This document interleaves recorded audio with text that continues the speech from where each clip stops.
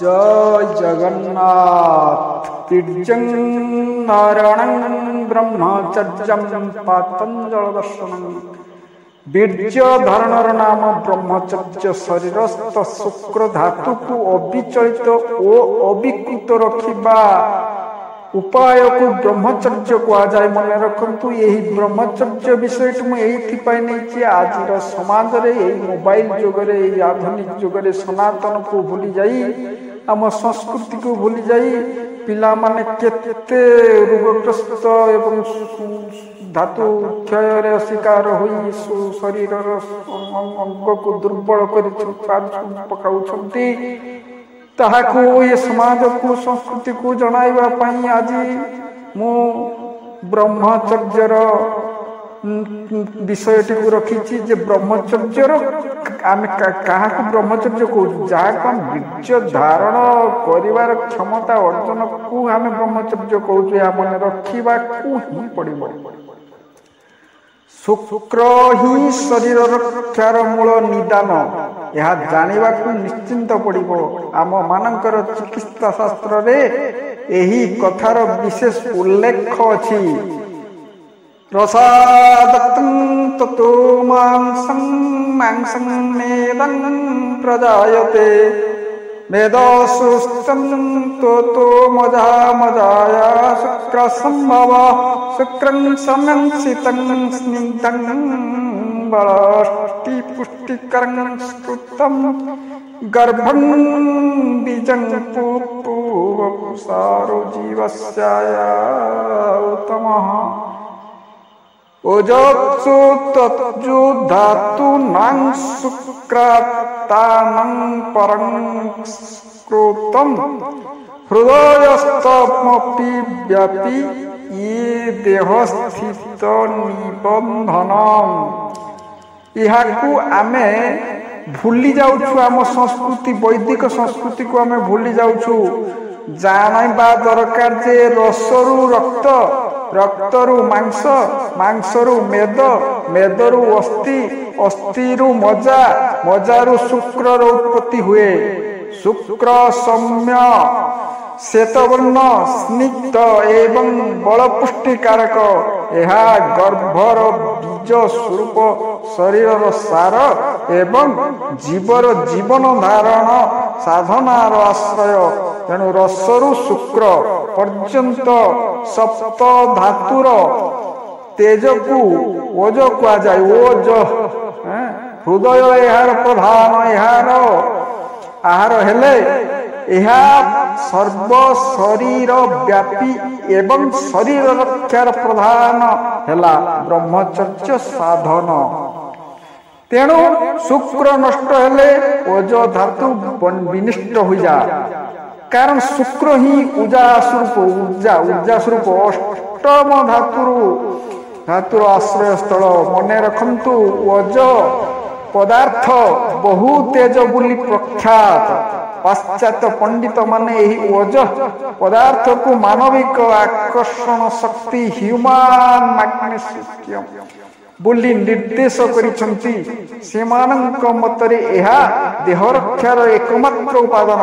एहार अभाव रे मनुष्य सौंदर्य और दैहिक बल इंद्रिय मानकर स्फुत मेधा स्मरण शक्ति धारण शक्ति प्रभृति समस्त नष्ट हो जाए एवं देह जख्मा प्रमेह शक्ति राहित्य प्रभृति बहुविध रोगर निलय हुई पड़े एवं मनुष्य सर्व प्रकार कार्यर उदासीन वो जड़ंक हुई अल्प काल मध्य काल ग्रासर पतित हुई था। पाश्चात्य शरीर तत्वविद पंडित गण मध्य एक कथा पुनः पुनः प्रकाश करिसंती। डॉक्टर फैलरेट लिखिसंती debility of intellect and specially of the memory very creates the mental elevation of the liquefaction ଅର୍ଥାତ୍ ମତିଭ୍ରମ ବା ବୁଦ୍ଧି ବୃତ୍ତିର ଅଭାବ, ବିଶେଷତଃ ସ୍ମୃତି ଶକ୍ତିର ହ୍ରାସର ଦୁଶ୍ଚରିତ ଲମ୍ଫଟି ବା କାମୁକ ବ୍ୟକ୍ତିଙ୍କ ମାନସିକ ଶକ୍ତି କ୍ଷୟର ସୂଚନା ଦିଏ। ଅତଏବ ଯେକୌଣସି କର୍ମ କରିବାକୁ ହେଲେ ଦେହ ରକ୍ଷା ନିତାନ୍ତ ପ୍ରୟୋଜନ। ଦେହ ରକ୍ଷା କରିବାକୁ ହେଲେ ବୀର୍ଯ୍ୟ ରକ୍ଷା ହିଁ ହେଉଛି ବ୍ରହ୍ମଚର୍ଯ୍ୟ ସାଧନା। ବିଶେଷ ଭାବରେ ଆପଣମାନେ ଜାଣି ରଖନ୍ତୁ, ପୁରାତନ କାଳରେ ବ୍ରାହ୍ମଣମାନେ ନିଜ ନିଜ ପୁତ୍ରମାନଙ୍କୁ ନବମ ବର୍ଷରେ ଉପନୀତ ଏବଂ ବ୍ରହ୍ମଚର୍ଯ୍ୟ ଧର୍ମାବଲମ୍ବୀ କରି ଗୁରୁଦେବଙ୍କ ନିକଟକୁ ଅଧ୍ୟୟନ କରିବା ନିମନ୍ତେ ପ୍ରେରଣ କରୁଥିଲେ। ସେମାନେ ବ୍ରହ୍ମଚର୍ଯ୍ୟ ସାଧନର ସିଦ୍ଧି ଲାଭ କରିବା ପରେ ଯାଇ ଗୃହସ୍ଥାଶ୍ରମରେ ପ୍ରବେଶ ପୂର୍ବକ ଦ୍ୱାର ପରିଗ୍ରହ କରୁଥିଲେ। ଯାହାର ବୀର୍ଯ୍ୟ ଥରେ ଦୃଢ଼ ଭାବରେ ସୁରକ୍ଷିତ ହୋଇଯାଇଛି, ଜାଣନ୍ତୁ ତାର ଆଉ ଭାବନା କରିବାର କୌଣସି କାର୍ଯ୍ୟ ନାହିଁ, ମାନେ ଭାବନା କରିବା ଦରକାର ନାହିଁ। କେବଳ ପୁତ୍ର ଉତ୍ପାଦନ ନିମିତ୍ତ ଯାହା ସାମାନ୍ୟ ବ୍ୟୟ, ତାହା ମଧ୍ୟ ତାହାର ଇଚ୍ଛାଧୀନ ହେବା ଦରକାର। କିନ୍ତୁ ପୂର୍ବର ସେ ସୁଦିନ ଆଉ ନାହିଁ। ବର୍ତ୍ତମାନ କୁଶିକ୍ଷାର ମାନେ କୁଆଚରଣ ଦେଖନ୍ତୁ। ମୋବାଇଲ ଯୁଗରେ ଏଇ ମୋବାଇଲ ପାଇଁ ଆଜିର ଏ ଯୁବପିଢ଼ି, ଯୁବ ସମାଜ କେତେ ତଳକୁ ଯାଉଛନ୍ତି। ପାଶ୍ଚାତ୍ୟ ଢାଞ୍ଚାରେ ଯେଉଁ ଚାଲିଛି ସେ ଚଳନୀକୁ ନେଇ ସେଇ ମୋବାଇଲ ଉପରେ ରହି ଆଜି କେତେ ସମାଜଗ୍ରସ୍ତ ମାନେ ରୋଗଗ୍ରସ୍ତ ହେଇଯାଉଛି, ତାହା ଭାବିଲା ବେଳକୁ ଦୁଃଖ ଲାଗୁଛି। କୋ ଆଚରଣ ପ୍ରଭାବରେ ବିଦ୍ୟାଳୟ ବାଳକ ପର୍ଯ୍ୟନ୍ତ ଶୁକ୍ର ବ୍ୟୟ ହେଇଯାଉଛି, ମାନେ ବିଦ୍ୟାଳୟରେ ମଧ୍ୟ ପ୍ରବେଶ କଲାଣି। ଆଜି ବାଳକ ଠାରୁ ପୌଢ଼ ପର୍ଯ୍ୟନ୍ତ ସମସ୍ତେ କ୍ଷଣସ୍ଥାୟୀ ସୁଖ ନିମିତ୍ତ ବୈଧ ଓ ଅବୈଧ ଉପାୟରେ ଶୁକ୍ର କ୍ଷୟ କରି ଜୀବନର ସୁଖ ନଷ୍ଟ ପୂର୍ବକ ବଜ୍ରଦଗ୍ଧତରୁ ସଦୃଶ ବିଚରଣ କରୁଅଛନ୍ତି। ସେମାନଙ୍କର ଉତ୍ପାଦିତ ସନ୍ତାନଗଣ ଆହୁରି ହୀନ ବୀର୍ଯ୍ୟ ହୋଇ ଜନ୍ମଗ୍ରହଣ କରି ଜୀବନର ନାନାବିଧ ଦୁର୍ଜୟ ରୋଗ ଯନ୍ତ୍ରଣା ଭୋଗ ପୂର୍ବକ ଅକାଳରେ କାଳ ମଳରେ ପତିତ ହେଉଛନ୍ତି, ସେଇ କାଳର ଗତିରେ ଯାଉଛନ୍ତି। ତେଣୁ ସଜାଗ ହୁଅ, ସଂସ୍କୃତିକୁ ବଞ୍ଚାଅ, ମୋ ସନାତନ ସଂସ୍କୃତିକୁ ବଞ୍ଚାଅ। न तपस्तप इत्यार्हुं ब्रह्मचर्य ततोत्तमम् ऊर्ध्वरेता भवेत् जस्तु सदेहो न तो मानसः। ब्रह्मचर्य अर्थात बीर्य धारण ही सर्वापेक्षा उत्कृष्ट तपस्या। जे यही तपस्यार सिद्धि लाभ करी ऊर्ध्वरेता हुई से मनुष्य हेले मध्य देवता पदवाच्य। से ऊर्ध्वरेता मृत्यु तांकर इच्छाधीन था, वीरत्व तांकर करायतरे था। इच्छा कले से अद्भुत साधन करि पारंती।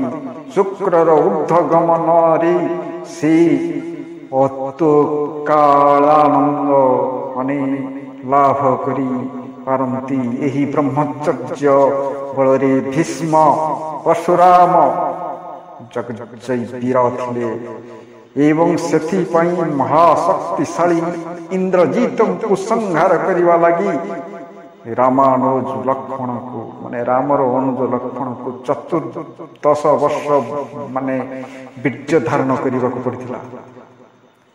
तेणु आस श्रवणं कीर्तनं केळि पेक्षणं प्रभु भाषणं संकल्पोधो वसायश्च क्रिया निश्चितिरेव च एतन्नितु मष्टांगं प्रवदन्ति मनीषिणं विपरीतं ब्रह्मचर्य मनुष्ठेयं नमोषभ। हे सनातन प्रेमी, सनातन को रक्षा करो, भासी जाउछि रक्षा करो। काम प्रवृत्ति सहकारे रति विषयक कथा श्रवण करुछन्ति। तेणु यह छाड़ी कीर्तन केळि दर्शन गृह भाषण संकल्प तद विषय अर्ध विषय क्रिया निष्पत्ति मैथुनर एही ଅଷ୍ଟାଙ୍ଗ ଏହାର ବିପରୀତ କର୍ମକୁ ବ୍ରହ୍ମଚର୍ଯ୍ୟ କୁହାଯାଏ। ତେଣୁ ଏହା କରୁଛନ୍ତି ଆଜିର ଯୁବପିଢ଼ି, ଏହାର ବିପରୀତ କରିବା ଦରକାର। ସନାତନ ବଞ୍ଚିବା ଦରକାର। ବ୍ରହ୍ମଚର୍ଯ୍ୟ ସାଧନ କରିବାକୁ ଇଚ୍ଛୁକ ସାଧକମାନେ ଏହାର ବିପରୀତ ଅନୁସରଣ କରି ଏଥିରେ ସିଦ୍ଧି ଲାଭ କରିବେ। ଏହା ହିଁ ଉପଦେଶ। ଏ ବ୍ରହ୍ମଚର୍ଯ୍ୟ ପ୍ରତିଷ୍ଠାୟ ବୀର୍ଯ୍ୟ ଲାଭଂ। ବ୍ରହ୍ମଚର୍ଯ୍ୟ ପ୍ରତିଷ୍ଠିତ ହେଲେ ବୀର୍ଯ୍ୟ ଲାଭ ହୁଏ। ବୀର୍ଯ୍ୟ ସଞ୍ଚିତ ହେଲେ ମସ୍ତିଷ୍କରେ ପ୍ରବଳ ଶକ୍ତି ସଞ୍ଚଳିତ ହୁଏ। ଏହି ମତି ଇଚ୍ଛା ଶକ୍ତି ବଳରେ ମନର ଏକାଗ୍ରତା ସାଧନ ସହଜ ସାଧ୍ୟ ହୁଏ। ବ୍ରହ୍ମଚର୍ଯ୍ୟ ବଳରେ ନର ଦେହରେ ବ୍ରାହ୍ମଣ ଜ୍ୟୋତି ଏବଂ ନାରୀ ଦେହରେ ସତୀତ୍ୱର ବିମଳ ପ୍ରଭା ପ୍ରକାଶିତ ହୁଏ। ପାଠକଗଣ, ଏ ପର୍ଯ୍ୟନ୍ତ ଯେତେ ଦୂର ଆଲୋଚନା କରାଗଲା ସେଥିରେ ବ୍ରହ୍ମଚର୍ଯ୍ୟ କ'ଣ ଓ ବ୍ରହ୍ମଚର୍ଯ୍ୟ ଅଭାବରେ ହିନ୍ଦୁମାନଙ୍କର ହଉ ବା ଏହି ସମାଜରେ ହିନ୍ଦୁ ସଂସ୍କୃତିର ଅଧପତନ ହେଉଛି। ତେଣୁ ହିନ୍ଦୁ ଦେଶର କି ଦୁରାବସ୍ଥା ଘଟୁଛି ତାହା ହୃଦୟଙ୍ଗମ କରନ୍ତୁ। ପୂର୍ବେ ହିନ୍ଦୁ ସମାଜରେ ମନୁଷ୍ୟ ଜୀବନରେ 4 ବିଭାଗ ଥିଲା। ପ୍ରଥମ ବ୍ରହ୍ମଚର୍ଯ୍ୟ, ଦ୍ୱିତୀୟ ଗାର୍ହସ୍ଥ୍ୟ, ତୃତୀୟ ବାନପ୍ରସ୍ଥ, ଚତୁର୍ଥ ସନ୍ନ୍ୟାସ। କିନ୍ତୁ ବର୍ତ୍ତମାନ କେବଳ ବ୍ରହ୍ମଚର୍ଯ୍ୟ ଆଶ୍ରମ ଭାବରୁ ଅନେକ ଗୁଡ଼ିକ ଅକର୍ମଣ୍ୟ ହୋଇପଡ଼ିଛି। ମୂଳ ଚ୍ଛେଦନ କଲେ ବୃକ୍ଷର ଶାଖା ପ୍ରଶାଖା ଫଳ ମୂଳରେ ଯେପରି ଅବସ୍ଥା ହୁଏ, ହିନ୍ଦୁ ସମାଜର ଅବସ୍ଥା ଠିକ୍ ସେହିପରି ହୋଇଛି। ବ୍ରହ୍ମଚର୍ଯ୍ୟ ଆଶ୍ରୟ ହିଁ ସମସ୍ତ ଆଶ୍ରମର ଭିତ୍ତିପ୍ରସ୍ତର, ମାନେ ମୂଳ ଭିତ୍ତି। ତେଣୁ ବର୍ତ୍ତମାନ ଏହି ବ୍ରହ୍ମଚର୍ଯ୍ୟ ଆଶ୍ରମ ଭାବରୁ ଗାର୍ହସ୍ଥ୍ୟ କହିଲେ ଭୋଜନାଳୟ ଏବଂ ଶୟନାଳୟ ହୋଇଛି। ବିଭିନ୍ନ କୌଣସି ପବିତ୍ର ଭାବର କଥା ମନକୁ ଆସୁନାହିଁ। ଯଦି ମନୁଷ୍ୟ ଜୀବନ ଯଥାର୍ଥ ସଦ୍ବ୍ୟବହାର କରିବାକୁ ଇଚ୍ଛା କର, ଯଦି ପ୍ରକୃତ ଶାରୀରିକ ଓ ବୈଷୟିକ ଏବଂ ଆଧ୍ୟାତ୍ମିକ ଉନ୍ନତି ଲାଭ କରିବାକୁ ଇଚ୍ଛା କର, ତେବେ ପୁତ୍ର ପୌତ୍ରମାନଙ୍କୁ ବାଲ୍ୟକାଳରୁ ଛାତ୍ର ଜୀବନରୁ ବ୍ରହ୍ମଚର୍ଯ୍ୟ ଅବଲମ୍ବନ କରାଅ। କିଭଳି ନିୟମ ସଂଯମରେ ରହିଲେ ବ୍ରହ୍ମଚର୍ଯ୍ୟ ସାଧିତ ହୁଏ ତାହା ନିମ୍ନରେ ଆମେ ପରବର୍ତ୍ତୀ ଅଧ୍ୟାୟରେ ଜାଣିବା। କିନ୍ତୁ ଶାରୀରିକ ମାନସିକ ଏହି ବିବିଧ ସଂଯମକୁ ବ୍ରହ୍ମଚର୍ଯ୍ୟ ସଂଗଠିତ କରେ। ତେଣୁ ଶାରୀରିକ ଅର୍ଥାତ୍ ବାହିକ ନିୟମ ସଂଯମର ପଦ୍ଧତି ବିଷୟରେ ମୁଁ ଯାହା ଆଲୋଚନା କଲି, ତେଣୁ ଏ ସମାଜ ସଂସ୍କୃତିକୁ, ଭାରତର ସେହି ପୁରାତନ ସଂସ୍କୃତିକୁ ଫେରିଯିବାକୁ ହେବ।